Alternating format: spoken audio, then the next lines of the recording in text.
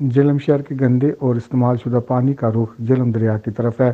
جہلم ایک تاریخی شہر ہے، بدقسمتی سے اس سے ہمیشہ نظر انداز کیا جاتا رہا۔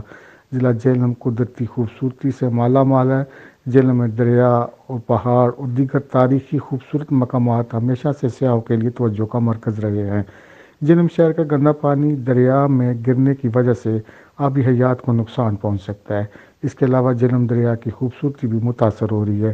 جہلم شہر کا گندا پانی کئی جگہوں سے گندے نالوں کے ذریعے جہلم دریا میں داخل ہو کر اس کے پانی کو بدبودار بنا رہا ہے۔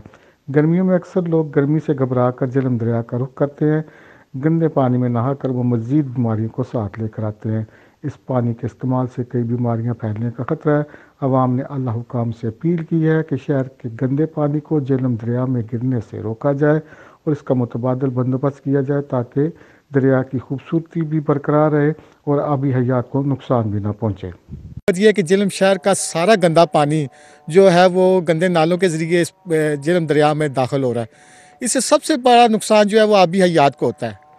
جو آبی حیات ہے وہ ختم ہو جاتی ہیں اس گندگی کی وجہ سے۔ یہ جہلم دریا ایک تاریخی دریا ہے، اس کو دیکھنے کے لیے دنیا بڑی دور سے آتی ہے، لیکن جب یہاں کر یہ گندگی دیکھتی ہے اور یہ گندے نالے کے پانی جو ہیں جو اس میں جہلم دریا میں داخل ہو رہے ہیں وہ یہ دیکھتے ہیں تو انہیں سخت مایوسی ہوتی ہے۔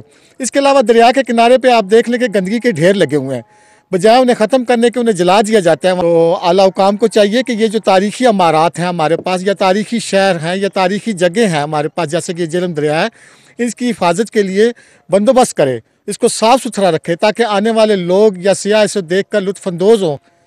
کیمرہ مین فضل حسین کے ساتھ وسیم تبریز، وش نیوز، جہلم۔